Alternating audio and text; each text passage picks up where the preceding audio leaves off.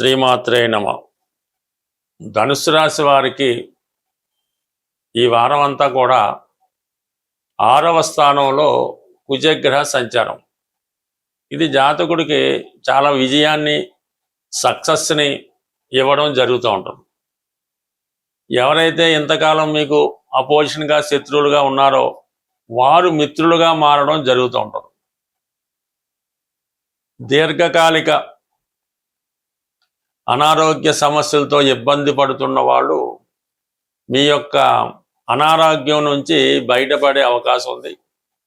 అవసరమైతే ఈ వారంలో ఏదైనా ఒక సర్జరీ, ఆపరేషన్ లాంటిది కానీ హాస్పిటల్లో చేరి ట్రీట్మెంట్ చేసుకోవడం వల్ల అది మీకు సక్సెస్ఫుల్గా కంప్లీట్ అవ్వడం జరుగుతూ ఉంటుంది. అలాగే ఎవరైతే నిరుద్యోగులు ఇంటర్వ్యూలు అటెండ్ అవుతున్నారో, క్రీడా రంగంలో ఉన్న వాళ్ళు పోటీలో పాల్గొంటున్నారో అటువంటి వారికి చాలా విజయ అవకాశాలు ఈ వారం రావడం జరుగుతూ ఉంది.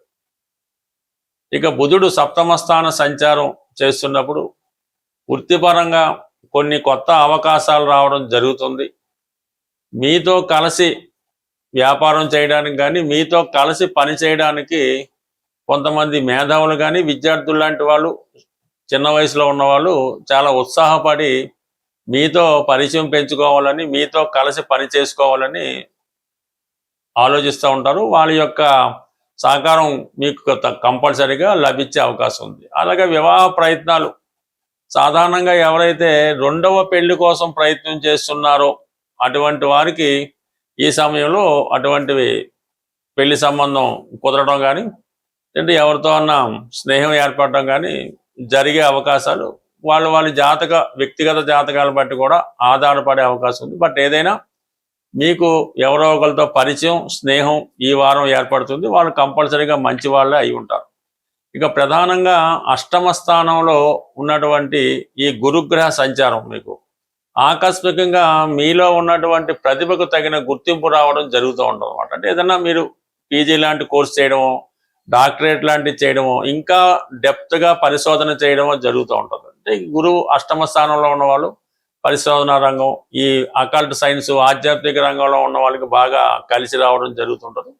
మరి ధనకారకుడు 8వ స్థానంలో ఉన్నప్పుడు ఆకస్మిక ధనలాభం లాంటిది రావడం, మీ సంతానం విషయంలో వాళ్ళకి అభివృద్ధి కలగడం జరుగుతూ ఉంటుంది. అంటే 8మలో ఉన్నటువంటి గురువు అటు చతుర్థ స్థానాన్ని, అటు వ్యయ స్థానాన్ని కూడా యాక్టివేట్ చేయడం జరుగుతూ ఉంటుంది. ఆ కారణం వల్ల పుణ్యక్షేత్రాలు దర్శించడం, గృహంలో ఏదన్నా పూజా కార్యక్రమాలు, పుణ్య కార్యక్రమాలు, దేవతా కార్యక్రమాలు లాంటివి చేయడం జరుగుతూ ఉంటుంది. ఎక్కువ ఆధ్యాత్మిక చింతన, ఇతరులకు ఉపయోగపడే కార్యక్రమాల్లో పాల్గొనడం జరుగుతూ ఉంటుంది. ఇంకా రవి 8మలో ఉన్నప్పుడు గురువుతో కలిసి ఉండడం పెద్ద ఇబ్బంది పెట్టడం కానీ, కొద్ది ప్రభుత్వ ఉద్యోగులకి అధికారుల వల్ల కొన్ని అవమానాలు, అనుకోని ట్రాన్స్ఫర్లు, మీరు మంచిగా వెళ్ళినా కూడా అపార్థం చేసుకోవడం, ఏదైనా కొద్ది అధికారుల వల్ల ఇబ్బందులు, వేధింపులు లాంటివి రవి 8మలో ఉన్నప్పుడు జరుగుతూ ఉంటే సడన్గా కొన్ని హెల్త్ పరమైన ఇబ్బందులు కూడా ఈ రాశి వారికి వచ్చే అవకాశం ఉంటుంది. అది మీ వ్యక్తిగత జాతకం బట్టి కూడా ఆధారపడి ఉంటుంది. ఇక ప్రధానంగా మరి భాగ్యస్థానంలో శుక్ర కేతువులు ఏదైనా ఒక పుణ్యక్షేత్రాన్ని దర్శిద్దామనే ఆలోచన నెరవేరుతూ ఉంటుంది.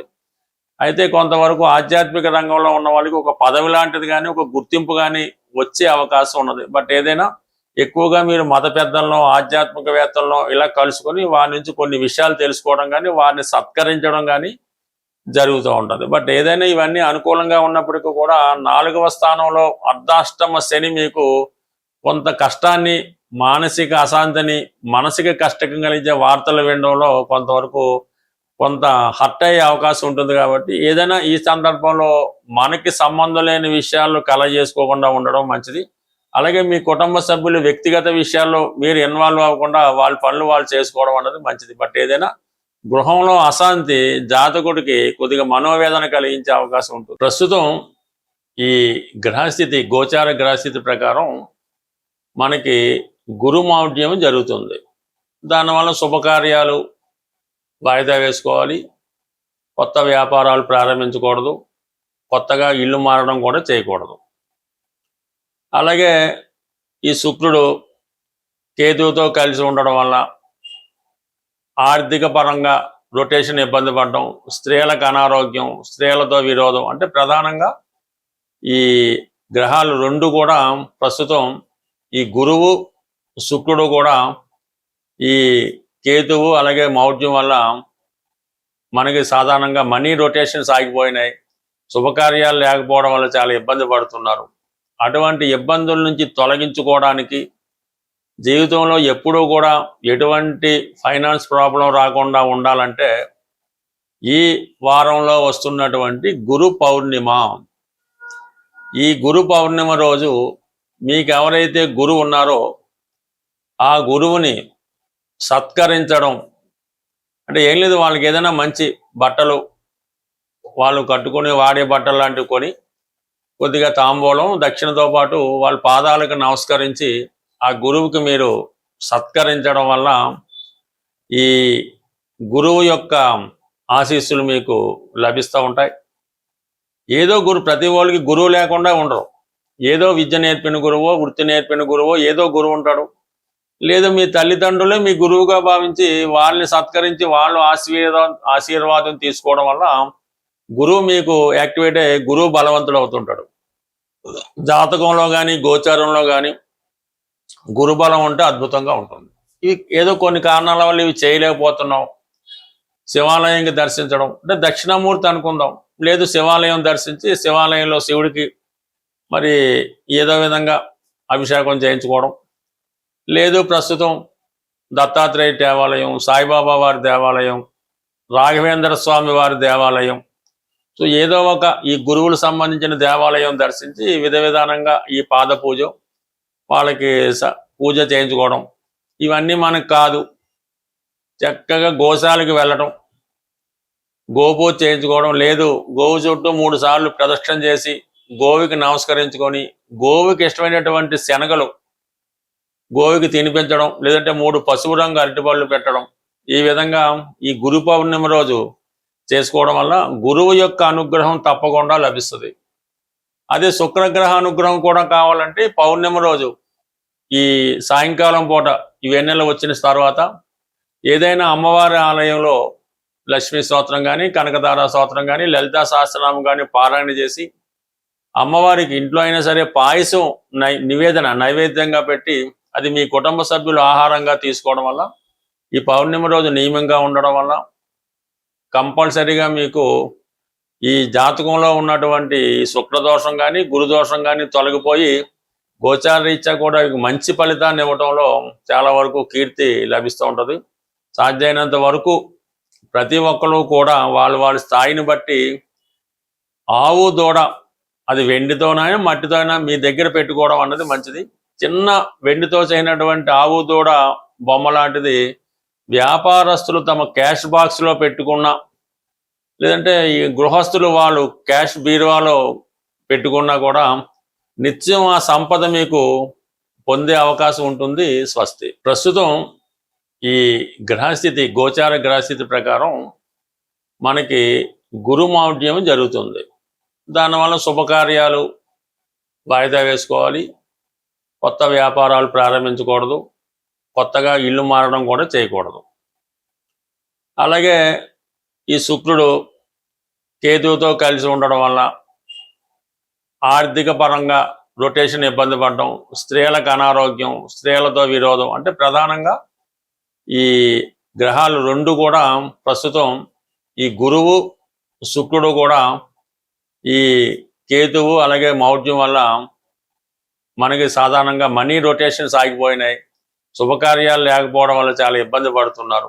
అటువంటి ఇబ్బందుల నుంచి తొలగించుకోవడానికి, జీవితంలో ఎప్పుడూ కూడా ఎటువంటి ఫైనాన్స్ ప్రాబ్లం రాకుండా ఉండాలంటే ఈ వారంలో వస్తున్నటువంటి గురు పౌర్ణిమ. ఈ గురు పౌర్ణిమ రోజు మీకు ఎవరైతే గురువు ఉన్నారో ఆ గురువుని సత్కరించడం అంటే ఏం లేదు, వాళ్ళకి ఏదైనా మంచి బట్టలు వాళ్ళు కట్టుకొని వాడే బట్టలు లాంటివి కొని కొద్దిగా తాంబూలం దక్షిణతో పాటు వాళ్ళ పాదాలకు నమస్కరించి ఆ గురువుకి మీరు సత్కరించడం వల్ల ఈ గురువు యొక్క ఆశీస్సులు మీకు లభిస్తూ ఉంటాయి. ఏదో ప్రతి వాళ్ళకి గురువు లేకుండా ఉండరు. ఏదో విద్య నేర్పిన గురువో, వృత్తి నేర్పిన గురువో ఏదో గురువు ఉంటాడు. లేదా మీ తల్లిదండ్రులే మీ గురువుగా భావించి వాళ్ళని సత్కరించి వాళ్ళు ఆశీర్వాదం తీసుకోవడం వల్ల గురువు మీకు యాక్టివేట్ అయ్యి గురువు బలవంతుడు అవుతుంటాడు. జాతకంలో కానీ గోచారంలో కానీ గురుబలం ఉంటే అద్భుతంగా ఉంటుంది. ఇవి ఏదో కొన్ని కారణాల వల్ల ఇవి చేయలేకపోతున్నాం. శివాలయంకి దర్శించడం అంటే దక్షిణామూర్తి అనుకుందాం, లేదు శివాలయం దర్శించి శివాలయంలో శివుడికి మరి ఏదో విధంగా అభిషేకం చేయించుకోవడం, లేదు ప్రస్తుతం దత్తాత్రేయ దేవాలయం, సాయిబాబా వారి దేవాలయం, రాఘవేంద్ర స్వామి వారి దేవాలయం, సో ఏదో ఒక ఈ గురువులకు సంబంధించిన దేవాలయం దర్శించి విధానంగా ఈ పాద పూజ వాళ్ళకి పూజ చేయించుకోవడం. ఇవన్నీ మనకు కాదు, చక్కగా గోశాలకు వెళ్ళటం, గోపూజ చేయించుకోవడం, లేదు గోవు చుట్టూ 3 సార్లు ప్రదక్షిణ చేసి గోవుకి నమస్కరించుకొని గోవుకి ఇష్టమైనటువంటి శనగలు గోవుకి తినిపించడం, లేదంటే 3 పసుపు రంగు అరటిపళ్ళు పెట్టడం. ఈ విధంగా ఈ గురు పౌర్ణమి రోజు చేసుకోవడం వల్ల గురువు యొక్క అనుగ్రహం తప్పకుండా లభిస్తుంది. అదే శుక్రగ్రహ అనుగ్రహం కూడా కావాలంటే పౌర్ణమి రోజు ఈ సాయంకాలం పూట ఈ వెన్నెల వచ్చిన తర్వాత ఏదైనా అమ్మవారి ఆలయంలో లక్ష్మీ స్తోత్రం కానీ, కనకదార స్తోత్రం కానీ, లలితా సహస్రనామం కానీ పారాయణ చేసి అమ్మవారికి ఇంట్లో అయినా సరే పాయసం నైవేద్యంగా పెట్టి అది మీ కుటుంబ సభ్యులు ఆహారంగా తీసుకోవడం వల్ల ఈ పౌర్ణమి రోజు నియమంగా ఉండడం వల్ల కంపల్సరీగా మీకు ఈ జాతకంలో ఉన్నటువంటి శుక్రదోషం కానీ గురుదోషం కానీ తొలగిపోయి గోచార రీత్యా కూడా మంచి ఫలితాన్ని ఇవ్వడంలో చాలా వరకు కీర్తి లభిస్తూ ఉంటుంది. సాధ్యమైనంత వరకు ప్రతి ఒక్కరు కూడా వాళ్ళ స్థాయిని బట్టి ఆవు దూడ అది వెండితోనైనా మట్టితోనైనా మీ దగ్గర పెట్టుకోవడం అన్నది మంచిది.